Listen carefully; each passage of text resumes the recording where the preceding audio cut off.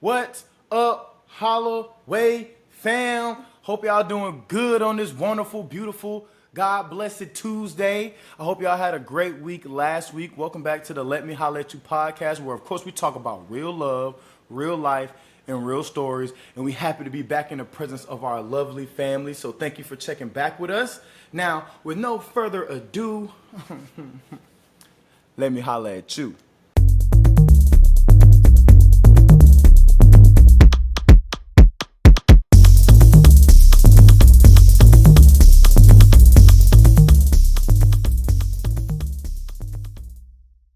All right, so picture this, right?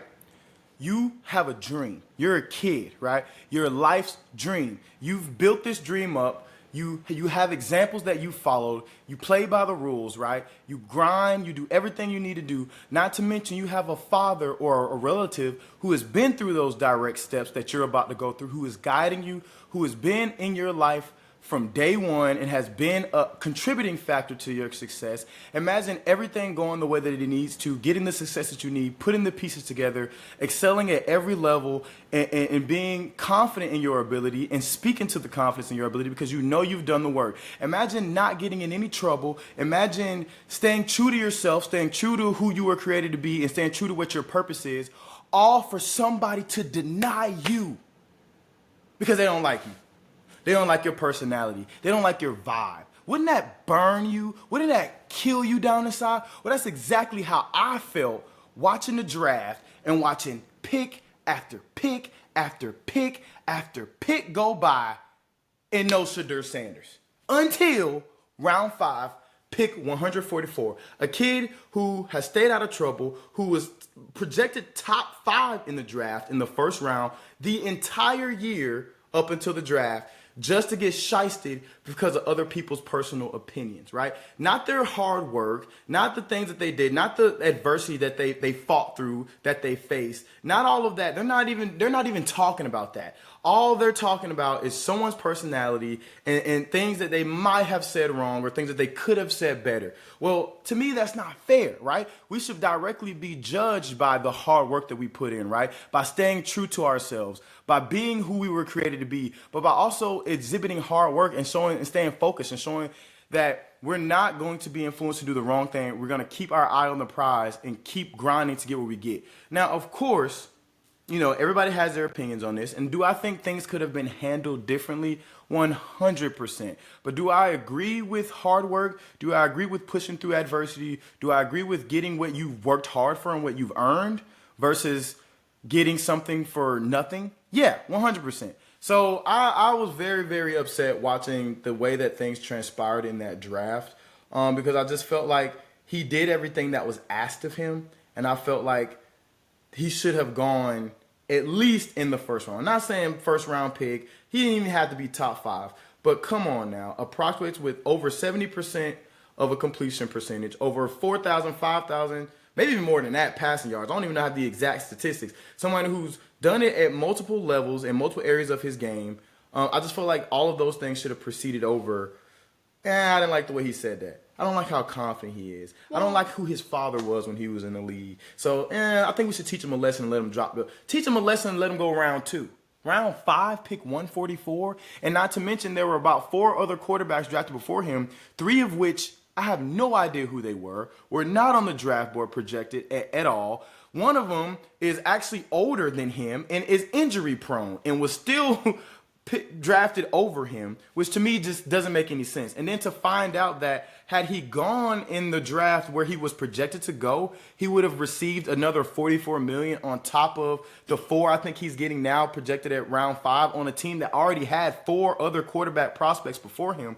I just feel like there's nothing more disrespectful than that. First, you cheated me out of my money. You told me you didn't like me for who I was without even really knowing me for real, not being around me, not talking to me more than one time. Okay, yeah, so I didn't give a great interview, whatever. But at the end of the day, my accolades and my hard work and what I did for the game should be valued over how you feel about me personally. How many bosses do you interview for that know you personally, that have been there every single day, that know what you post, know how you talk, know who you hang with?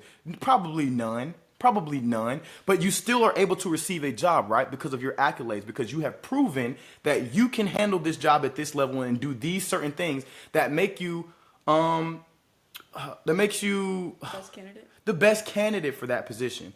So I just feel like, yeah, the NFL owners, they pay for it. They sign the checks. By all means, they have the right to choose who they want and who they don't want. But what are we basing our choice off of? Because I feel like everybody too butthurt. It's too many babies out here in the world. He should just be more appreciative and more grateful. And he is appreciative and grateful to the point to where he knows and he's confident in his ability in the work that he's done. That is being appreciative and grateful to God, who he made me. He allowed me and put these pieces together in my life to allow me to make it to this point, and you gonna tell me I'm not worthy and I'm not deserving?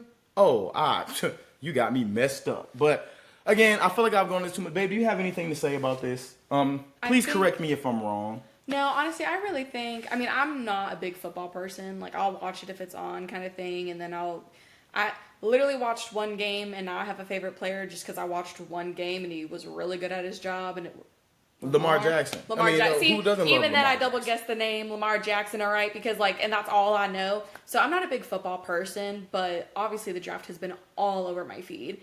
But my first thing is, from what I've gathered from kind of like the peanut gallery, like outside sources, is that I don't think it was really anything actually to do with the son. I think it was really to do with his dad, Dion. Yeah, for sure. That I think whatever is happening, it's because or a consequence of Dion, not his actual son, which is obviously the one in the draft. Right. So I will say, I did watch Dance Moms growing up. Okay, I did. I love that show, and Yes. I'm about to compare football Correlate and Dance Moms. them. Yes. But let's be real, okay? Abby Lee literally did not put up with mom drama. She did not put up with the mom. So if the moms came to her complaining about how their daughters didn't have a solo or they didn't like her costume and whatever, those girls did not get the best routines and they did not get the solos. The moms that stayed out of it and just let Abby do her job and do what she wanted, they got the solos. They got the cool costumes. They got the whatever. You know what I'm saying? And yes, it was to an exaggerated degree. However, I get it a little bit because it's she was the professional in this space. So it's I don't need you butting in even if you have dance experience or you were a dance coach, because there's plenty of them that are, you know what I'm saying? She's the one that you're paying to be the dance teacher and the dance coach. So what I'm getting at is, should they have taken it out on, is it Shedeur? Yes. Okay, just making sure I say it right. Shedeur, I don't think they should have taken it out on Shout him. out. However, I do see the correlation of, well, your dad is over speaking or he's saying whatever, and we don't like it, and so we're taking it out on you to give him a lesson. Mm-hmm. So do I agree with it? No. But do I understand that it happens a lot? Yeah, because Oz also a coach. I wouldn't want someone telling me how to do my job if you're paying me to do my jobs either. Mm-hmm. You know, I get it a little bit. But again, I don't think it should have been taken out on him. I think it should have just been dealt with somehow separately. Especially if his stats are what you say they are and all that kind of thing. So I got 2 points, okay? I agree with what you're saying wholeheartedly, but this story is a little bit different because we got context, and these people are notable, famous people in the world, and so we can actually speak to this, all right? Let's talk about Shedeur Sanders, all right? The goated cornerback of the NFL. No, let's just not even give him cornerback. He's a goated two-way player of the NFL. Goated, Hall of Famer, all right? Never skipped any steps, okay? Fought through adversity. He was talented, all right? He got to where he was in football in his life because of his talent, all right? He never once used his fame after football to just walk into a room and walk to a door. He never skipped any steps. This man went to Jackson State and was a head coach at Jackson State. How many renowned Hall of Fame NFL players who get into coaching are going to go to a HBCU and take that on? And not only did he take that on, changed the program and brought them a championship. And almost did 2 years in a row. Then they moved him to a Power 4 school, a school, Colorado, that had only won one game before he got there. Everybody expected him to fail. Everybody was talking, they think it's just going to be magically better because it's Dion and his 2 sons. And, they magically just adopted Travis Hunter. No, you think they adopted Travis Hunter? You think they paid him to come there? No, he knew what he was signing up for. He knew that Dion was great. He knew that Dion had walked the path that he was about to walk his very self. And did I mention that he go round 1, pick number 2 with a team that gave away, two first-round picks later in the next couple years? They jumped up just to get him. So how do you rate a player that chose to follow Dion because of what he's done? How do you rate him round 1, pick 2? But the son of Dion, a man who speaks on his morals, doesn't just talk the talk but walk. Those of you that are in the family, please comment below and let me know if you follow Dion on Instagram and tell me, have you ever seen a post bragging and braggadocious about what I have and who I am? Never. All of his posts are motivational to motivate you to be better, to do better, to strive for greatness, to believe in your creator, whoever that is for you, and to always stick to your guns and your morals. Tell me what is bad about any of that. None of that to me is worthy of you downgrading. So, okay, yeah, he says some things that maybe he shouldn't have said, pending his son going into the draft. But let's take a step back in history. Let's talk about Ark Manning. Let's talk about Peyton Manning and Eli Manning. Did Ark Manning not say the same thing about Peyton and Eli? If we don't like the team that they go to, we won't go there. Clock it. So let me tell you this. If I'm going back in time, right, I'm taking all this hate. I feel some type of way. I feel like I'm being left out of conversations. I'm being left out of a room. But all I did was give back to the game that I love. Let me see. How can I prove that they're really trying to ice me out? Why don't I go on an interview and say the exact same quote that somebody else said who looks different than me, but also was an NFL player and has 2 sons, same as Dion, that are going to walk those very paths and those very steps. Let me say this same comment and see if I get the same type of love and respect and honor that they got when he said it. Then nobody stopped Peyton. Peyton still went high in the draft and went and won several Super Bowls and MVPs. Now, I can't say Shedeur is going to do all of that because Peyton Manning is Peyton Manning, right? But at the end of the day, you didn't give him a fair shake and a fair chance. So tell me what's so bad about Dion worthy of knocking his son down 4 rounds. Yeah, okay, he didn't necessarily wasn't super. Okay, Giants owner said that he wasn't super prepared in his interview. Okay, what? Interview aside, his on-the-job experience and his on-the-job work should have been enough alone for you to say, I'm gonna give him a chance. I'm gonna bring him in here. Let's see if he can back that bragging up when I put you on the field. Let me see that work, all right? Because you're at least worth, and you've at least done enough to be let in the room. Now you got to prove that you deserve to stay in the room.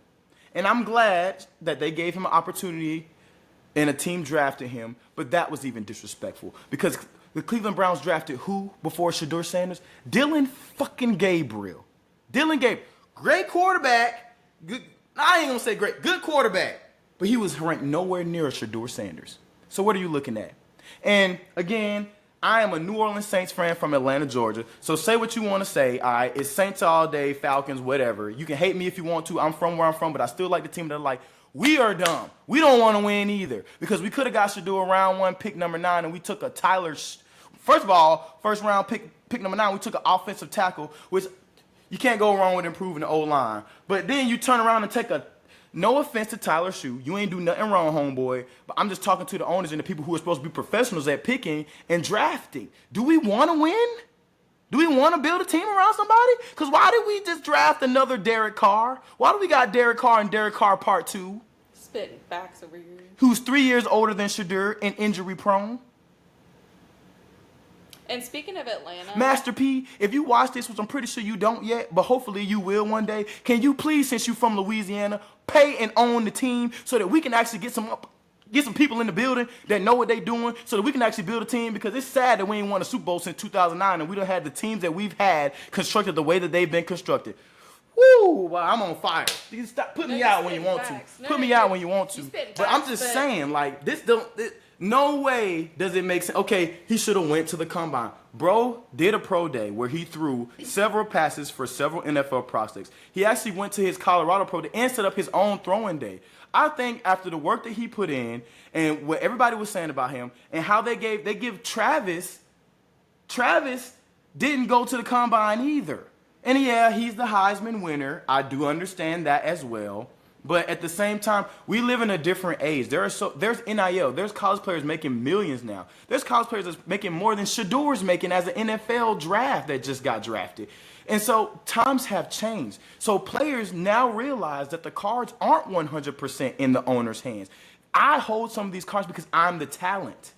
I'm the one who's winning the games. I'm bringing the money in. It's my likeness that the people are paying for. So players have more of a ball in their court than they did before. So it is totally, in my opinion, and I understand if those of you that have been around football forever, those old school folks, yes, it works. And I understand we have greats because of the way that this was designed. But times have changed. Maybe we should look at another way to view prospects instead of judging them for making certain decisions.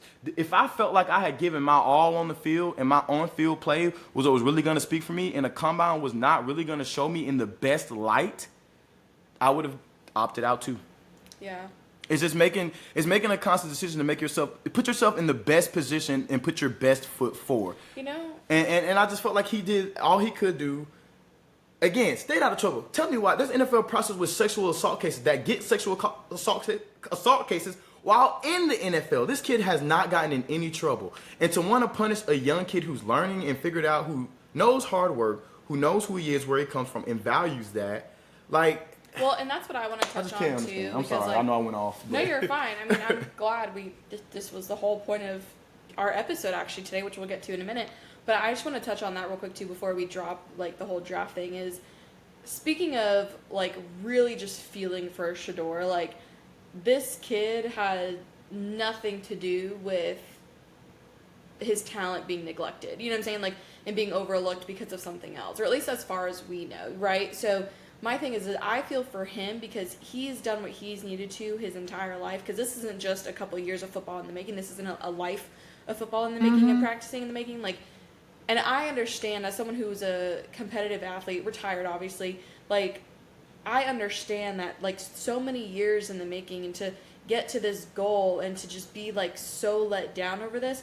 And can we talk about, too, because you mentioned Atlanta, how that prank call came from that Atlanta Suns, like, or the defensive coordinator's son. Yeah. Like, Crazy. I don't care who you are. Crazy. That's BS, and whatever BS apology he wants to give out and whatever, that's so messed up. And first of all, Atlanta, good for you to actually release a statement, but you really need to release a lot more than that. I need you to backlash and blacklist him like you tried to do Shedeur, because that's unacceptable. Well, There's no way a unacceptable. player's number should accidentally get leaked. Right, that well, doesn't make sense. That's what I'm saying. His number shouldn't have just been on an iPad for his son to look at. Period. Like, that's a whole Setup. privacy matter. Yeah, no, that's like a whole privacy matter that I think is a problem. And as someone like, this isn't healthcare, but as someone who worked in healthcare, there's a lot of things you can take from it. Like, HIPAA laws are in place for a reason, for privacy, right? Mm-hmm. So I think the same thing needs to come for personal information. Like, that's his phone number. Like, now he has that phone number and whatever, and he prank called him and whatever. Just imagine the kind of, like, ups and downs you just put him through. And I don't want to say embarrassment, but I mean, I would almost be embarrassed because it's like, you're, like, blasting me publicly right now. This is my dream. This is my livelihood that I'm happy. I don't normally watch Well Off Media on YouTube because it doesn't, like, come up on my feed as much. But Well Off Media is owned by Dion's other son. He does all the videos and all that stuff. So I was watching the videos up until the draft. I'm like, I want to see this. You know, they're hyped. They worked hard for this. I want to see where they end up. So I'm watching it, and I'm already, like, after day one of the draft, round one goes by, and I'm like, dang, man. Like, and they said his stock could fall. So I was like, okay, round two, that's still good. You know what I'm saying? I understand him going round two. They said his stock could fall. I get it. Whatever. But as it goes on, and then you just kind of watch the video and watch how they got this whole party set up at the house. All his family's there. Everybody's excited, and they're just watching.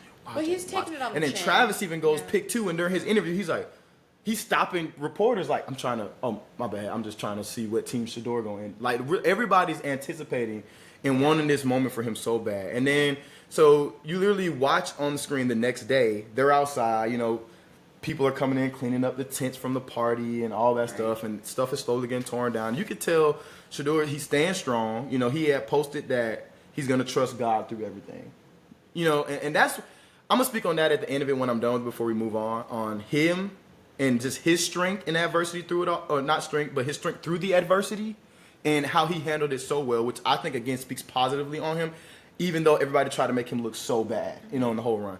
But you see the call come through, and he mentioned on the video that he had a phone specifically with only NFL scouts number in it, so that when he got that call, he knew that was the phone call. So the call comes through, he answers the phone. Brother, family starts running up. Cameras are running up because they're like, oh, this is the call we've been waiting for. Yeah. Get on the phone, and it's, you know, everybody's seen the video at this point of the kid, you know what I'm saying? He's saying all the stuff. Pretending to be that well, you're going to have to wait a little longer. Hanging up, you know what I'm saying? And then Shedeur like, who the fuck was that? You know, like, they were just confused, and you can tell, like, again, the cameras are rolling. They are who they are, so they're used to being in the social life. So he's trying to keep his composure through it all. But you can just see it on it, the disappointment on him, the confusion, But again, he's trying so hard to keep his faith through it all, which he did. Yeah. He very much did. All I want to wrap up saying, though, is that my biggest thing is the privacy, because it's like that kid obviously got his number, even though he's publicly apologized, okay?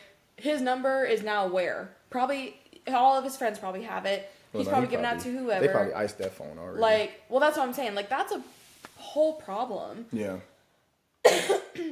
And that's been a problem with, like, especially NFL. Like, that's a big thing recently, too, is, like, people finding out where they live, breaking into their place, and, like, there's, like, no privacy for these athletes. And it's, like, there's a line of human decency that you're crossing. You know what I mean? And it's, like, how would you feel if you interviewed for your dream job, or you worked your whole life to get to this point, which, I mean, you do as a kid. Like, you have a dream careers or dream jobs or dream things that you want to do. Professional football is not a sport you can just walk in. You got to work your way in. How would you feel if you got that dream job call or something and it turned out to be a prank? Like, you just don't mess with people like that. And, like, that's really messed up. And I'm not sorry at all. Falcons, you really messed up. You're living up to your Dirty Bird's name, and it's disgusting. So that's on you. Take it out on it's dirty. No, I am, because that's a problem. And they literally just released a public statement. Together, you know what I'm saying? And they didn't really say anything that anything was going to happen. And it's like, it doesn't...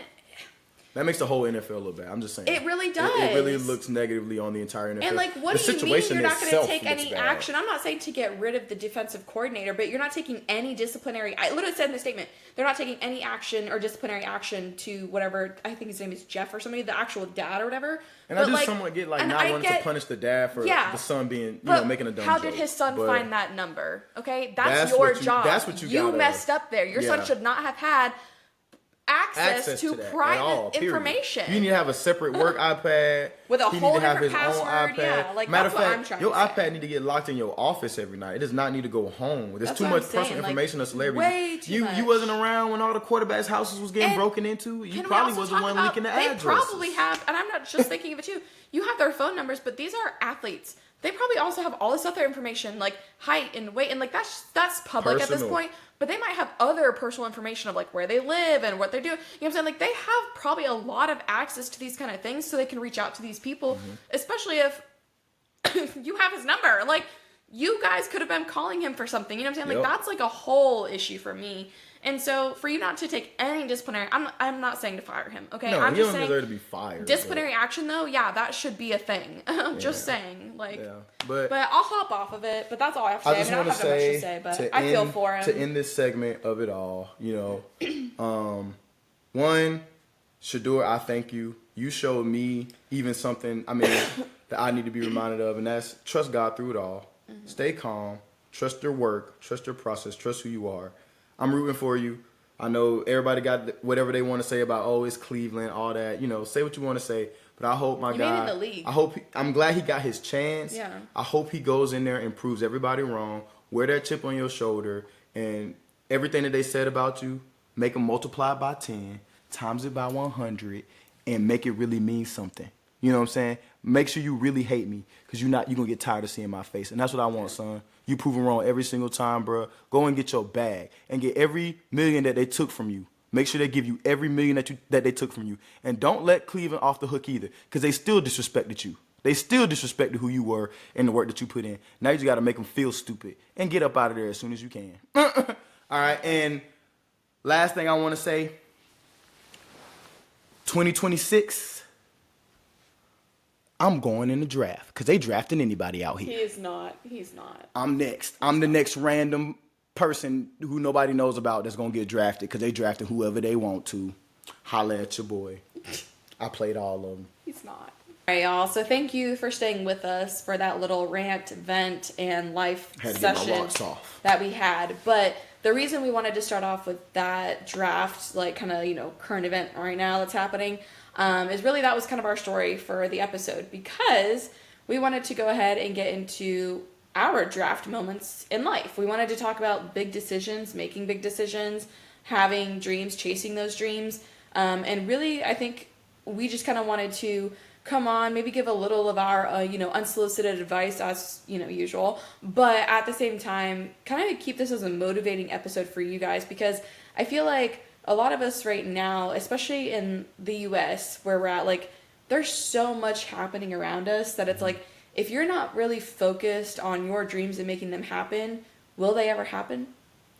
You know what I mean? And the reason I say that is because as you get older, and this is something I've noticed, like, literally just older I get in adulting, is like, life just is moving. It is flying by. Like, my parents always said it would too. Like, as you get older, life just flies by. And I'm like, yeah. Well, no, actually, I see it now. You know what I'm saying? Like, what used to feel like, so long is now, like, the smallest amount of time. Like, a year used to feel like so long. Like, it was so much time that was going by, but it was, like, taking so slow.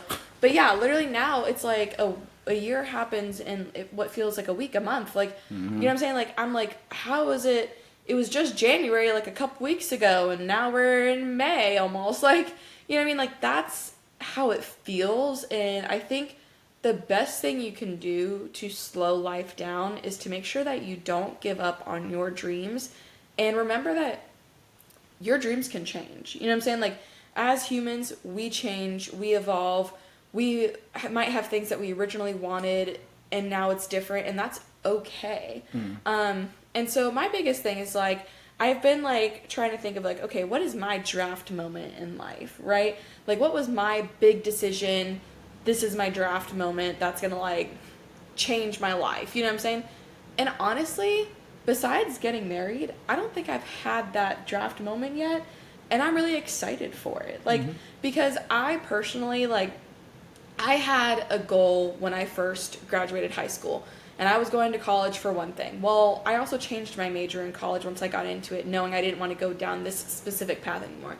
And then after that, I was happy, I was good. Well, then I got into the workforce. I saw how the workforce was, didn't like certain parts of it, changed around. And I've been doing that for the last few, years, ever since I've graduated college. Like, I've gotten some amazing experience, but I've been changing around in my career fields because I'm like, I personally just don't want to be complacent in unhappiness. Like, I don't want to find complacency and find happiness in something that really just doesn't make me happy. Just, like, to me, that sounds like delusional. You know what I mean? Like, if I'm not happy or something's not making me happy, why am I going to stick around and stay in it? It's like unhappy relationships. People say it all the time, like, well, if you're in an unhappy relationship, leave. Well, it's the same thing with life. And I think your decisions are a big part of that. A lot of people are uncomfortable with change, and they're uncomfortable stepping outside of their comfort zone and making those decisions that, yes, might be uncomfortable, but those decisions could open you up to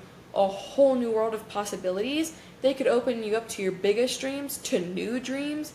And I really, like, sometimes, and again, I'm not a big football person, but just the whole season of the draft and everything, like, seeing these dreams come true, or even come halfway true, that they're in the NFL league, but they're not at the team that they want or something, you know what I'm saying, or getting the deal that they want. It's like, well, you know what? That's another dream for you to have. You know what I'm saying? Like, your dreams don't ever have to stop all because you're getting older, or because one of them didn't work out or didn't work out to the best of its ability. You know what I'm saying? Like, and so besides that, though, I think my kind of, like, draft moment was actually probably getting married. Like, I think that's the biggest thing that, like, is, like, life changing, because this is the person that, hey. I like this, so I wouldn't put a ring on. And I ain't got my ring on right now, so don't judge me. Ew. How you gonna not wear your ring again? No, don't go get it. We're in the middle of our show. Our show, babe. We're in the middle of our show. This man is literally going to get his ring right now, guys. If you are listening, apologies. We'll be back in just a few moments. No, I'm playing. I'm just going to keep talking. But getting married, I think, was the biggest life-changing decision, because, like, this is someone that I decided I'm going to spend the rest of my life with, right? So now my decisions also become his decisions. And not only am I doing this by myself, but we are doing it together. And so that big decision came obviously with a lot of thought, but I would never go back on that decision. I am very happily, happy in my decision. I'm happily married, and I love doing life with my person. You know what I mean? Like, but I think as of right now, that's like my draft kind of, that I have. And I think there's other dreams and goals that I have, especially like maybe career-wise, or things that I want to do, or other things I want to achieve that I just, haven't come yet, but I'm working on them, or I might not even know what they are yet. Like, either way, long story short, I think that don't be afraid to, go for your dreams. Don't be afraid to switch careers or get out of that bad relationship or literally start a new hobby. Like, life begins at the end of your comfort zone. That's where life begins. Well, my students say, clock it. Okay, so that's my biggest advice is like, what are those big moments? You know what I'm saying? Like, and are you actually enjoying them? Have you had big moments? And if you haven't, why haven't you had them? Mm-hmm. You know what I mean? Like, are you someone that just doesn't want big moments? That's fine too, but I feel like everyone wants some big moments in life. You know what I'm saying? So where are they? So, in my culmination of thinking about big decisions in that NFL draft moment, and I've thought about this a lot, just not in those specific words, but I've thought about this a lot. I always feel like for me, there won't be like an NFL draft moment. I think that there will be a moment where everything seems to come together and all of these other moments in between where I started and where I ended up. When I get to that point, all of those little moments in between will make sense. So I feel like there isn't like, or my looking at it, there isn't like a specific draft moment. I think life is encompassed of multiple moments that at a period of time when things change drastically for you, those moments come together to create what that draft moment would have felt like. So for instance, it's that journey. It's the journey, right? I got you. So I think those little moments where you may not understand it, where you were or what you were going through at that time, but at another time when something else happens for you, it's like, I get it. I had to go through those things to get to this point. Like I always imagine, I've never known like a super close family member that ever got drafted or anything like that, but I always imagine that when someone gets drafted, which is like their big moment, like you've had this dream your whole life, I imagine when you finally get that call, you get the stage, get the jersey after that, and you're probably on that plane to whatever city you got drafted to. I don't think you're thinking that I just had the biggest moment of my life. I think at that time you're thinking of everything that you went through, good, bad, pretty, beautiful, ugly, right, that led to that moment, and you're gonna appreciate all of those things because it got you there. I've been hearing a lot from different facets of people that, and I've heard my whole life, and this is what they taught us when we were growing up, success is earned. It's not given. In today's time, I've heard a lot of older folks who are very successful in their fields, like celebrities, fame, whatever, it may be. They say success isn't really earned. It's given. It's you working super hard and getting to that point where someone decided to give you a chance, and you took that chance, and that is when, you became successful. They gave you success. I don't necessarily agree with that 100%. I feel like there are moments that we experience that make us feel more successful, or there's things that we go through that put us in position to receive that leg up to get us to that next point. That does not mean that you didn't work hard. You have to work hard to get in position in front of said person who can change your life and give you that opportunity. Right. So I feel like it's a little bit of both. Mm-hmm. But I also am very spiritual, and I do believe that God has a plan for all of us. So I believe you even meeting that person who gives you that leg up was a part of the plan. It was a part of the process. Had you not decided to do this, did that, do this, did that, you would have never been in the position to receive that, mm-hmm. right? When I'm talking more personally about myself, I've always had a dream of financing and taking care of my family and my loved ones through my own creative. I probably have danced in almost every facet of music a little bit, and have gone down that rabbit hole for a while. And then I moved to something else. Of course, I'm married, so there's the point of taking care of my wife and my mom, my parents, my brothers. It's the point of making sure everybody's taken care of. So for me, being a starving musician or being a starving artist was never in the cards for me. I need that security so I can make sure that the people around me are good. I know that I'll make it through whatever I got to. I've been shown that in so many ways, from not having really anywhere to live, not really having a job, making it on my own, struggling in school without a job, really on my own. Parents can't help. I've been through so many things that I honestly feel like no matter what's thrown at me, I will find a way to get through it and find a way out of it. But for me, that doesn't work for me in my brain and how I think. For my loved ones, they shouldn't have to do that. You know what I'm saying? And that's what drives me, in a sense, to work on multiple things at once. Like right now, I'm in the process of one career, finishing a degree, and learning as much as I can, while I really also want to be working in my own field, because my ultimate goal in life is to be getting paid doing the things that I love to do off my creative. But the only way that I can get to that point is by stepping out and taking a leap of faith. And that's one thing that's hard for me, because in one field that I'm working in right now, I feel like there is, now, I'll put that in play. A lot of you do know me. I am a classically trained musician, all right? I've been a percussionist as long as I remember, 15 going on maybe 20 years now. And that's what I love to do. That is my career. I love playing drums. I mean, it literally made me who I am today. But another love that I have is hip hop, R&B, singing. I don't necessarily feel like I have the greatest singing voice or whatever. He's a great singer. I'm more confident in my rapping ability just because I've been doing that my whole life. I mean, I played football. I was on the back of the bus writing the raps, and after we won a game, everybody would be like, "Hey Trey, you know what time it is? You got to hit a verse," and they would start the beat, and that's kind of became my thing. You know, I used to write songs down.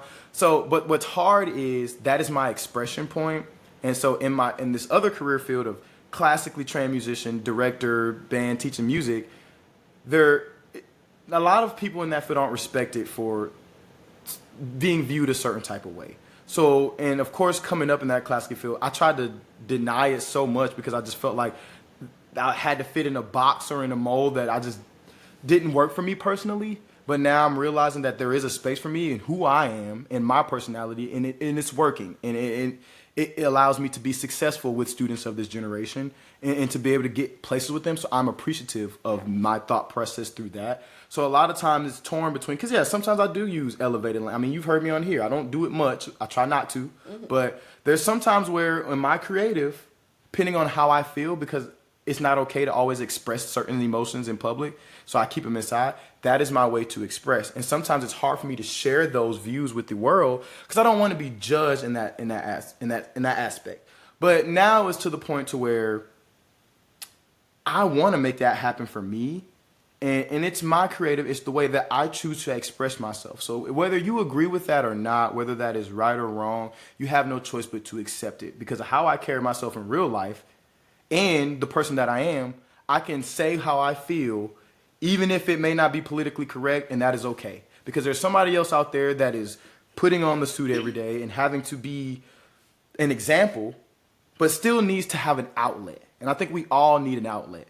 All right. And most of the time, that is where our dreams kind of exist in, is us having that outlet and wanting to express ourselves and the comfort to be able to do that, you know? So, you know, with that being said, I am, you know, and Kati said it very, very well.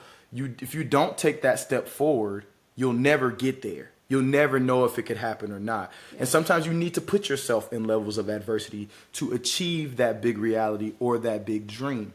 I was saying that's on stepping up to achieve your dreams.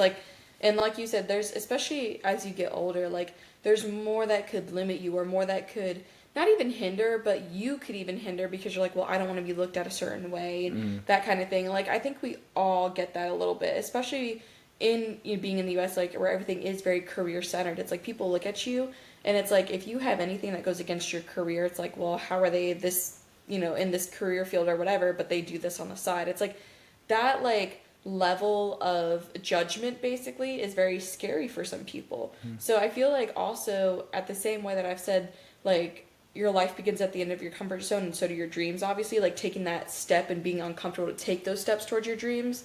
I think in that same way, you have to also be comfortable facing the adversity that might follow it. And that is a part of that big step and being, because that's not comfortable when people are saying, well, are you sure you want to post this? Are you sure you want to do this? Are you sure you want to go down that route because you're this and that? Like, yeah, that's part of the uncomfortable, right? People, and tagline, okay, this is a lesson. People that judge you, sorry, this man is over here like air writing. People that judge you and have something to say on your career and what you do outside of it. Ain't got shit going on in their own life. Oh, my bad. Cannot understand where you're going. And that's why you should never listen to them. Because why would you listen to someone who has no idea the direction that you're trying to go? That's like me trying to say, oh, I want to be a painter, but I'm going to go listen to the AI robot. How does that make sense? The AI robot's not going in your direction. Like Kanye the physician's once not said, going in your direction. I can't listen to nobody doing worse than me. Maybe I'll go listen to Van Gogh. That would make sense. But why would I go listen to someone that's trying to be a freaking physician? Okay, like, not a painter. You know what I'm saying? Do you see my point? Like, so the people that have the loudest things to say, or even, you know, speak the loudest, and it's not always in a positive manner, you can't let that stop you. You have to find it within yourself to choose your dreams and yourself over others. Yeah. It really comes down to that. Yeah. You know what I mean? Like, are you going to allow that to get in your way, or are you going to say, no, I'm going to follow my dreams because life is short and we get it one time? If there was ever a time to go into something and kick the door down, now is the time. Like, now is the time, okay? Like, in this world, in this age that we're living in, people are taking the status quo and taking things that were the norm for so long, and they're literally dumping it on its head. Like, now is the time to go for your dreams full force. And I know you're tired. We're all tired. We're exhausted. Life is hard, bro. There's always something. Choose your hard. There's always something around the corner that you're going to have to deal with. And so I feel for you, you know, but you can do it. You can make it. And I know there's a lot coming from me, somebody who ain't even put his own music out yet. And I do got a song out there. Shout out Paper Chaser. Did that with my brother. I'm on the second verse. Please go get that a listen. It's on all platforms, Apple Music, Spotify, all of that. By Kid 2 Geek. That's my brother. You know what I'm saying? You know, brother, me. You know what I mean? So give it a shout out. I would love to give your opinions, and we got more coming your way. I got my own stuff coming out. Like I said, I'm going to stand on my business. Anyway, I got off topic. But at the end of the day, like, you can do it. Don't let anybody tell you otherwise. The path is not the same for everybody. It may be a short trip, could be a long trip. Just make sure you got enough gas. Just make sure you got enough gas in the tank to get where you're going. All right. And if you don't, your car it's okay don't need to be perfect. It just need way. to get you from point A to point B. That's it. And other than that, power through. Those of you that are in education, you got a few more weeks.